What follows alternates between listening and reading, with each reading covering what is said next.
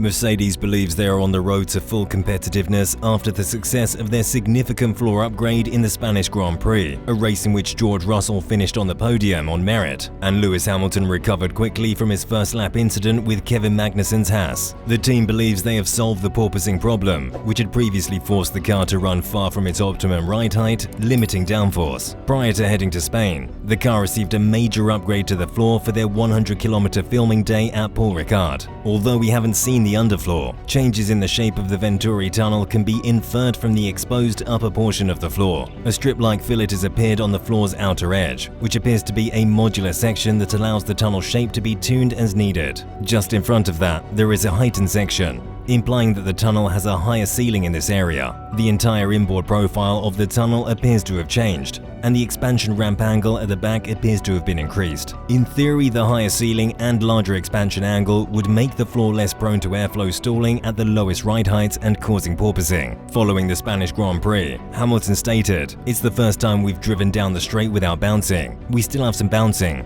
but it's way better." George Russell concurred, adding, "The car is definitely reacting differently to before, and it's way better." The lack of porpoising on the straight increased the car's straight line speed significantly, and Hamilton was the fastest through the trap in qualifying. Now that the team is confident that setting up the car isn't just about raising the ride height until the porpoising is under control, they can finally begin to properly develop it, and confident that there's more to come. And Mercedes team principal Toto Wolff shares that optimism for the future, stating that Lewis Hamilton's drive from the back of the field has convinced him that a title fight is possible. "I've seen a race car today that reminded me of the race cars of previous seasons, when you're 30+ seconds behind the whole team, and you come all the way to the front and near the podium. That's very encouraging, and shows that we've made another step. Can we fight for a world championship? Well, we bet we can, but we just need to have a car that is able to finish first and second, and I think we have reasons to believe that we can get there." Mercedes is currently third in the Constructors' Championship after a stronger performance in Spain. This puts them 75 points behind Red Bull. Russell is the higher placed of the pair in the Drivers' Championship, trailing Max Verstappen by 36 points. If you look at the odds, they're against us. But motor racing is a different ballgame. We've seen today that Ferrari didn't score a lot of points, although they should. We are absolutely pushing flat out in order to bring us back into the game. However, while Mercedes made a significant improvement in performance last weekend, Ferrari team principal Mattia Binotto believes Mercedes' competitive form must be viewed in context, and that the German manufacturer is still no faster than the Maranello outfit was in 2021. In an interview with Sky Sports, Binotto stated, "I think congrats first to them, because they recovered and improved the speed of their car. In qualifying, they were 7/10 off the pace in the quali lap, which is still a short circuit. In the race, they finished 30 seconds or more from the Red Bull,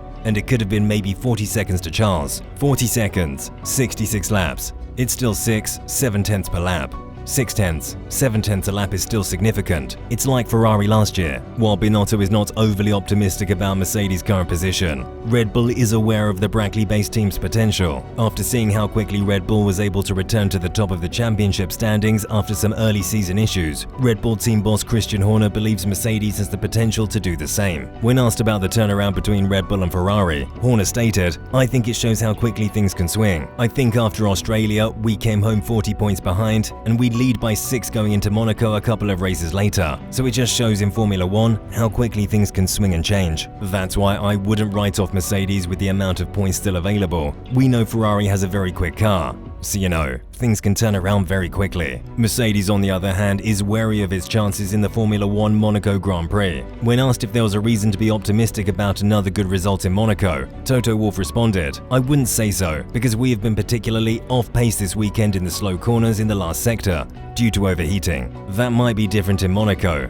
But Monaco in the past wasn't our most happy place, maybe because the car was the size of an elephant. But I'd be curious to see where we are this weekend. We struggle with warm-up a little bit, so my expectations for Monaco are lower than on any other circuit. I'm not sure I can explain scientifically why that is, but it's going to be another learning point, at least to bring us back into the game." Mercedes' doubts about its chances in Monaco have been heightened by the fact that it was not particularly competitive in the final sector of the Barcelona track last weekend. Because the nature of the slow and medium speed corners and traction zones are very similar, the performance through S3 there has frequently provided a good indicator of potential for the Monte Carlo streets. In fact, when it came to qualifying for the Spanish Grand Prix, Mercedes was only 5th fastest in the sector. However, one factor to consider is that the Mercedes did not appear to be using its tyres consistently throughout the lap, so peak performance had faded by the time they reached the technical final corners. While Mercedes' performance in the Spanish Grand Prix was encouraging, the team is under no illusions that it has solved all of its problems. The team's motorsport strategy director, James Vowles, stated that while porpoising had been eradicated in Spain, the possibility of it returning at future venues cannot be ruled out. We have to temper our expectations. It's one track, and a track that has suited our car for many years prior to this one. There is a lot for us to understand and learn. I think it would be wrong to say that the porpoising issue has disappeared. I think you still see it on our competitors,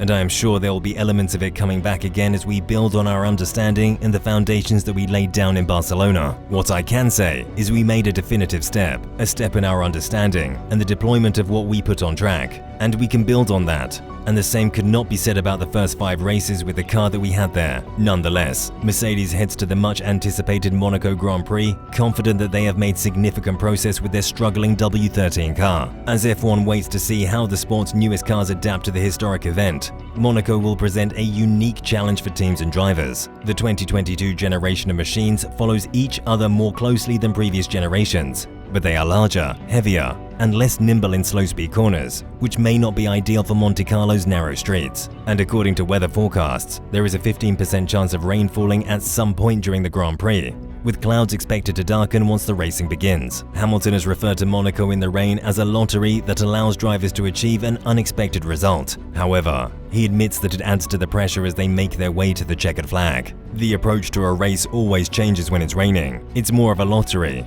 but there is also a lot more opportunity. The potential for failure is even greater. That's what makes it even more nerve-wracking. While rain is forecast for Sunday, there is no rain forecast for Saturday, which Hamilton believes will be the most important day of the weekend. The 7-time world champion believes that qualifying is critical to success in Monaco, particularly this season. Our cars are bigger than ever before, wider than ever before, and the track is the same width that it has been forever, and we're faster than ever. The percentage chance of overtaking is minuscule. The percentage chances of crashing are massive. Qualifying position is everything. Without a doubt, Monaco is a Grand Prix where qualifying is perhaps more important than any other race, even considering the 2022 cars can follow each other more easily. It will be interesting to see how the Mercedes car handles itself on the Principality's tight, winding streets, where the speeds never really get high enough to cause porpoising. What are your thoughts on Mercedes' chances in Monaco? Is their performance in Sector 3 in Barcelona indicative of how they will perform in Monaco? What are your thoughts on Mattia Binotto's remarks? Is the Mercedes recovery overstated? We'd love to hear from you in the comment section below.